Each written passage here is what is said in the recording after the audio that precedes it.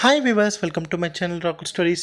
நம்ம இன்றைக்கி இந்த வீடியோவில் எந்த படத்தை பற்றின ரிவ்யூ பார்க்க போகிறோம் அப்படின்னா, ஒரு அமெரிக்கன் க்ரைம் த்ரில்லராக ரிலீஸ் ஆகிருக்கிற படம் தான் ஸ்லீப்பிங் டாக். ஸோ இந்த படத்தை பற்றின ஒரு ஷார்ட் விதங்க பார்க்க போகிறோம். வாங்க வீடியோக்குள்ளே போகலாம். இந்த படத்தோட ஒன்லைன் ஸ்டோரின்னு பார்த்திங்க அப்படின்னா, நம்ம படத்தோட ஹீரோ ஒரு 10 வருஷத்துக்கு முன்னாடி ஒரு டிடெக்டிவாக வேலை செஞ்சுருப்பார். பட் ப்ரெசென்ட்டில் பார்த்திங்க அப்படின்னா ஒரு ஞாபக மருதி பிரச்சனைனால ஒரு டிடெக்டிவ் வேலையிலேருந்து ரிட்டையர்ட் ஆகி வீட்டில் இருப்பார். பட் இதுக்கு ஏதாச்சும் பண்ணணுமே, இந்த ஞாபகம் மருதி பிரச்சனையை போக்குறதுக்கு எதாவது பண்ணணுமே அப்படின்னு சொல்லி சில ட்ரீட்மெண்ட்ஸ்லாம் ஸ்டார்ட் பண்ணிவிட்டு சரி பண்ணலாம் அப்படின்னு சொல்கிற மாதிரி இருப்பார். பட் அப்படி இருக்கும்போது தான் இவரை வந்து ஒரு லேடி வந்து பார்க்குறாங்க. இந்த மாதிரி ஐசக் சாமுவேல் உங்களை பார்க்கணும் அப்படின்னு சொல்லிட்டு வந்து இவர்கிட்ட வந்து சொல்கிறாங்க. இவர் வந்து யோசிக்கிறார், யார் அந்த ஐசக் சாமுவேல், எனக்கு சம்மந்தம் அப்படின்னு சொல்லிட்டு சரி பார்க்கலாமே அப்படின்னு சொல்லிட்டு அவருமே போய் பார்க்குறாரு. அவர் பார்த்திங்க அப்படின்னா ஜெயிலில் இருக்கார். கிட்டத்தட்ட ஒரு 10 வருஷமாக பார்த்திங்க அப்படின்னா அவர் வந்து ஜெயில் தண்டனை வந்து அனுபவிச்சிட்ருக்காரு. ஸோ அவர் வந்து இவர்கிட்ட கேட்குறேன், சார் எப்படி சார் இருக்கீங்க, நான் இப்போ எப்படி இருக்கீங்க, நல்லா இருக்கீங்களா அப்படின்னு சொல்லிட்டு விசாரிக்கிறாரு. இவர் வந்து யோசிக்கிறார், யார் நீங்கள் அப்படின்னு சொல்லிட்டு கேட்குறாரு. கேட்ட உடனே அவருக்கு ஒரு மிகப்பெரிய ஷாக்.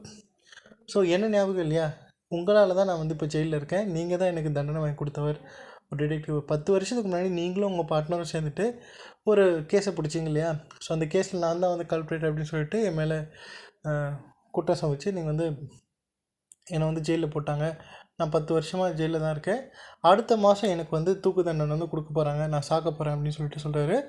பட் நான் அடுத்த மாதம் நான் சாக போகிறேன். பட் இந்த குற்றத்தை நான் செய்யவே இல்லை, இந்த கொலையை நான் செய்யவே இல்லை, நான் ஒரு மர்டர் கேஸ் இந்த கொலையை நான் செய்யவே இல்லை, கண்டிப்பாக இதை நான் செய்யவே இல்லை, தயவு செஞ்சு யாருக்கு செஞ்சாங்க அப்படின்னு சொல்லிட்டு கண்டுபிடிங்க சார் அப்படின்னு சொல்லிட்டு அந்த ஐசக் சாமுவேல் அப்படிங்கிறவர் வந்து இவருக்கு வந்து கெஞ்சுறாரு. ஸோ அவர் பார்த்திங்க அப்படின்னா யோசிக்கிறார், அந்த 10 வருஷத்துக்கு முன்னாடி என்ன நடந்தது அப்படின்னு சொல்லிட்டு யோசித்து பார்க்கும்போது இவர் வந்து பார்த்திங்க அப்படின்னா, அதாவது இந்த ஐசக் சாமுவேல் பார்த்திங்க அப்படின்னா நிறைய தப்புகள் பண்ணியிருக்காரு, நிறைய விஷயங்கள் பண்ணியிருக்காரு. அவர் சொல்கிறாரு, நான் இதுக்கு முன்னாடி நிறைய தப்புகள் பண்ணியிருக்கேன் சார். ஸோ அந்த தப்புகளுக்கான தண்டனையாக அந்த 10 வருஷத்தை நான் எடுத்துக்கிறேன், பரவாயில்ல நான் ஜெயிலில் இருந்துட்டேன். பட் அடுத்த மாதம் நான் வந்து சாக போகிறேன், இப்போயாச்சும் என் பேச்சை கேளுங்க, நான் தயவு செஞ்சு கேளுங்க, அந்த கொலையை நான் செய்யலை அப்படின்னு சொல்கிறாரு. ஸோ அதுக்கப்புறம் என்ன சொல்கிறார் அப்படின்னா, இந்த செத்த ஜோ பைடன் அப்படிங்கிறவர் ஒரு வருஷத்துக்கு முன்னாடி நான் வந்து ஒரு திருட்டு வழியை போட்டு, ஸோ அவர் வந்து விட்னஸாக இருந்து என்னை வந்து மாட்டி விட்டார். ஸோ ஒரு வருஷம் கழித்து இவர் இறந்து போயிட்டார் அப்படின்னு சொல்லிட்டு இருக்கும்போது இவர் என்ன சொல்கிறார், ஹீரோ என்ன சொல்கிறார் அப்படின்னா, அதான் நீயே சொல்லிட்டியே எதுக்கு அவரை கொலை பண்ணியிருப்பேன் அப்படின்னு சொல்லிட்டு நீயே சொல்கிறியே, அதுக்காக தான் நீ கொலை பண்ணியிருப்பேன், உன்னை ஒரு வருஷமாக அவர் ஜெயில் எடுத்து தூக்கி போட்டார். ஸோ அதனால் நீ அதுக்கு பழி வாங்குற விதமாக நீ வந்து அவர் கொலை பண்ணியிருப்பேன், ஸோ தான் நடந்திருக்கும் அப்படிங்கிற மாதிரி நம்ம ஹீரோ சொல்கிறாரு.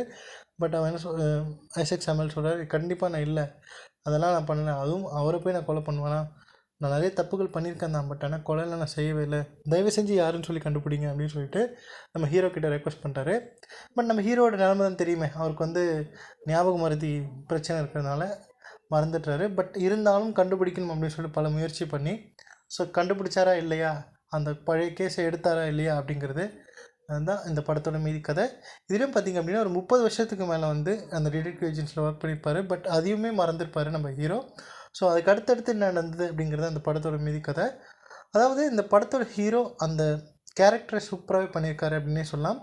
அதாவது அந்த ஒரு ஒரு எக்ஸலண்ட்டான ஒரு டிடெக்டிவாக இருந்த ஒரு பர்சன் திடீர்னு ஒரு ஞாபக மருதி பிரச்சனையால் அவதிப்படுறான்.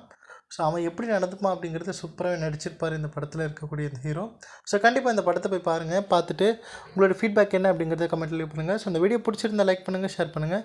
மறக்காமல் என்னுடைய ராகுல் ஸ்டோரிஸ் அப்படிங்கிற என்னுடைய யூடியூப் சேனலை சப்ஸ்கிரைப் பண்ணிவிடுங்க. தேங்க்யூ.